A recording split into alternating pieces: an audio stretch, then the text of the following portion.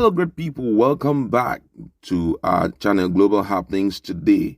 Ohanaeze Ndigbo, which is the apex socio-political organization of the Southeast, have requested for something for Mazi Nnamdi Kanu and all the detained IPOB members.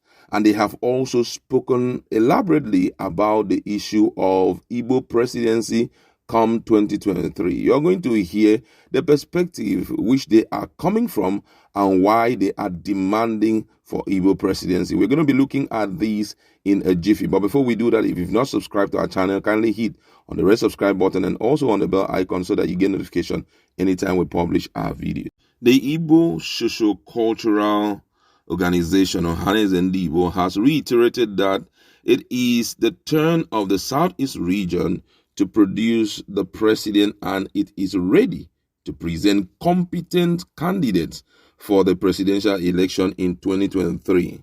Several presidential aspirants have emerged from the zone, including former secretary to the government of the Federation, Pius Ayim Pius, governor of Ebonyi State, Dave Umahi, former governor of Abia State and chief whip of the senior senator, Ojuzo Kalu, former deputy governor of the Central Bank of Nigeria, Kingsley Moghalu, among others.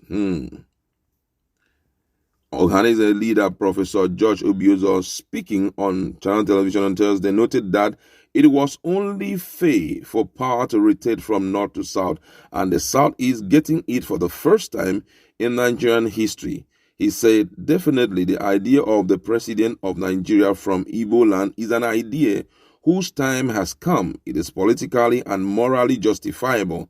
As a matter of fact, it is important that at this time in the history of Nigeria, we will take responsible decision in order to heal the nation, give every part of the country a sense of belonging, stop the bickering and reunite the country, and also reinvigorate the spirit of nationalism. To be candid, we in Igbo land are also ready to give you candidates and presidential aspirants that are competent, nationalistic, with the capacity to perform, with evidence of what they have done and what they can do for the rest of the country. Indeed, we are ready, and all we are asking the nation is to obey the law of rotation in our history, which has been north and south, and which created the balance, political balance that has held our country together. Responding to another question on why the Southeast should produce the next president, Obiozor said the date on president and creation of state and local government area as well as National Assembly has shown that the zone deserves more. In other words, if you look at the Nigerian political calculation, it is designed in such a way that we are last in everything, and we are also going to be last in all the zones in taking the presidency. The retired ambassador also noted that people of the Southeast were unanimous on the call for power to go to the zone after the tenure of President Muhammadu Buhari. The whole idea of accusing Igbos of not being united is a gimmick and, in fact, a frivolous criticism, because people who are very universal and individualistic cannot be controlled like cattle. Igbos have their strategy. When they find what they want, they unite.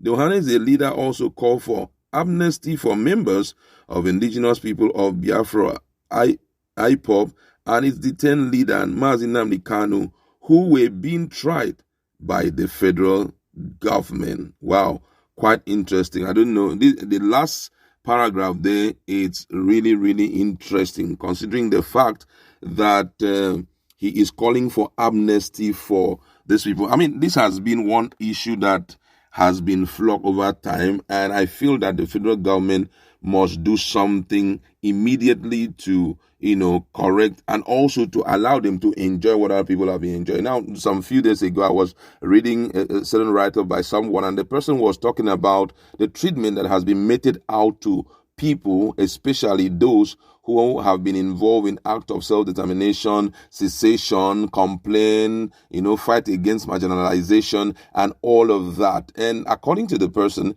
he made mention of Southwest, that, for example, Southwest, when they were deprived of an opportunity of ruling the country in 1993, is equal to, the cancellation of MKO Abiola's election, that in 1999, when democracy started in Nigeria, someone was taken out of the prison and given the power to rule over this country. Yes, it was not by appointment, it was by election, but every political party that appeared allowed these guys, to front their own chosen candidates, which, ended up, Olusegun Obasanjo being a lead person. The same thing with the northern parts of Nigeria. And every time that happens, you will realize that the agitation and the push in those, south, in those areas will kind of calm down. And he said that, well, this is the opportunity for the Southeast. We should also give them that chance, even when they will have to do some politicking here and there. But each of the political parties should act in that regard.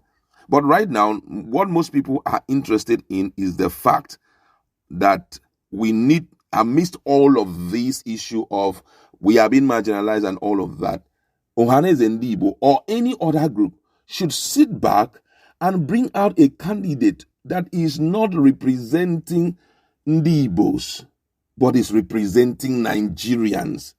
Because Nigeria has suffered in the hands of, the leaders for too long.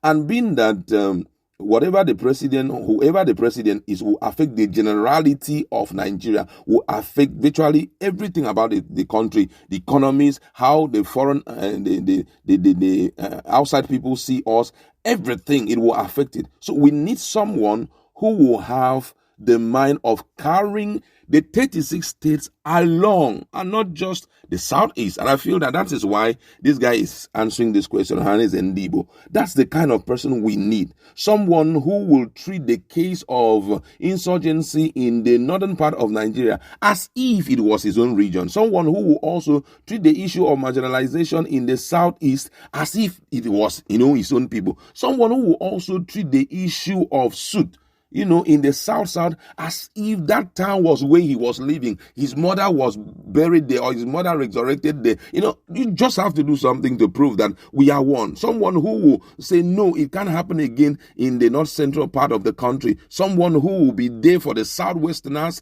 I mean, this is the kind of leaders we need. We are tired of ethnicity.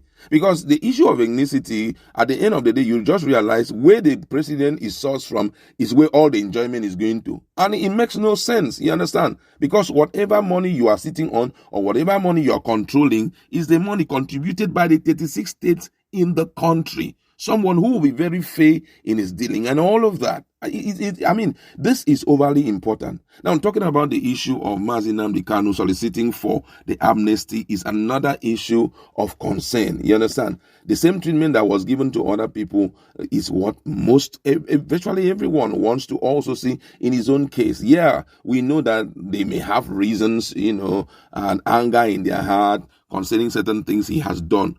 As much as that may be true or may not be true, but we are also looking for a solution that will restore peace back to the Southeast. Give them a standing that will make everyone to be happy. But then also, all of this that we're talking about revolves around political solution. Most of the Southeasterners are looking at the outcome of the judicial process of Mazi Nnamdi Kanu, that if everything is done the way it should be done, he will come out unspotted and will be treated as one who has not committed any crime, which will foster, the push for Biafra as a nation. So these two things, I don't know if the leaders have sat down to consider these two things. Some said we don't want anything like pardon from the federal government. What we want is let him pass through, the judicial process. While others are saying this is what we want. The position of Ohanaeze Ndigbo is political solution. The question is, if he is granted political solution or if he is released on the grounds of political solution, automatically there have to be some things he will sign that he will not do, which I don't think that with all of this that had happened, he is going to calm down. He will keep pushing. So judicial process may be the best option. You understand? But however, I like to leave it there. Go to our comment section.